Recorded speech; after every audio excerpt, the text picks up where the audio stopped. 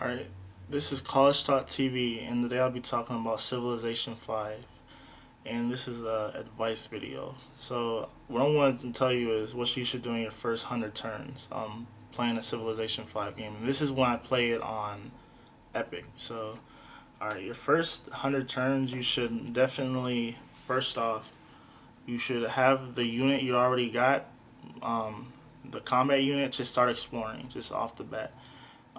Make sure, no, when you pick your city, I mean, I know you probably can't, you don't want to like travel around too long. Maybe like one or two, 3 turns, you should already pick the location for your city. But you definitely want to have it by a river, maybe a mountain, but not too many mountains, or have it on a coast because there's a lot of world wonders which you can get later on in the game that require certain things, and your capital city is more than likely probably going to be the city that you want to build all your world wonders in, a lot of your main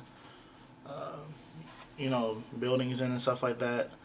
uh, let's see what else. Oh, and then you should, like, your first thing you should do is train a scout, and you should probably switch the production to switch the focus of the city to production, since it'll speed it up a little bit, because you want to get your scout out as quick as possible to find ruins, which can actually, like, there's been some times when I get lucky and I find maybe 5 or 6 different ancient ruins, which can, set me ahead of the other players significantly. I usually play on normal, so that's something, And also, different difficulty levels are can also have an impact on your game. Oh, and I also always play on Raging Barbarians. It just adds a little bit more fun to the game because you can't always fight other civilizations all the time. And, having Raging Barbarians on is a way for you, to level up your combat units a lot faster before you actually fight other civilizations. And then, oh yeah, your first Civic should be the first one on the top right. I forget what it's called, but you get 3 culture points, which is good, and you can also help expand your border expansion to your capital city. And then the next one you should get is this one right over next to it. I think it is. Dang, I think it's just get that one, and then after that, once you get another civic boost or whatever, you should go straight down until you get like your first a free settler, and make another city, which is, or get a settler so you can found another city, which in turn will increase your revenue a lot earlier in the game, because a lot of the other players might not, be that quick to do that at first. So that's something you should do almost immediately. And what else should you do?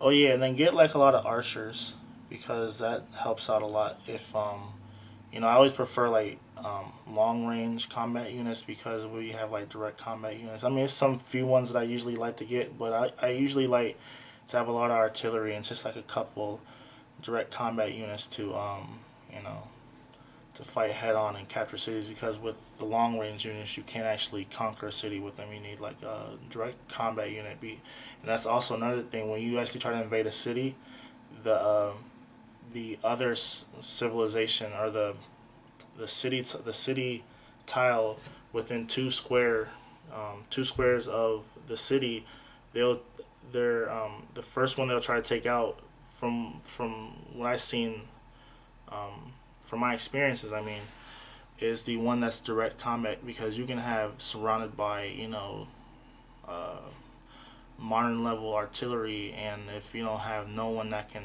actually step foot in it, because artillery is not, or arrows or catapults or tree bushets or whatever, can actually step into the city and take it.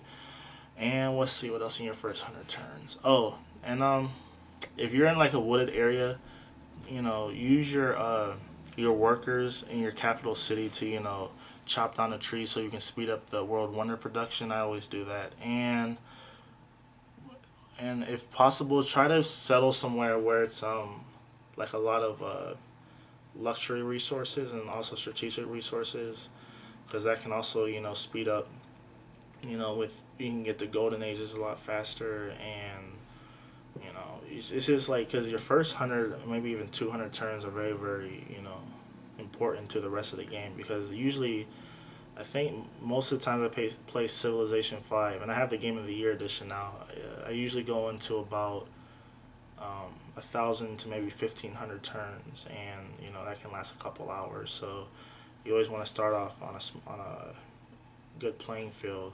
So, and that's just my little advice video for Civ 5, and I really like it. So subscribe, like, comment.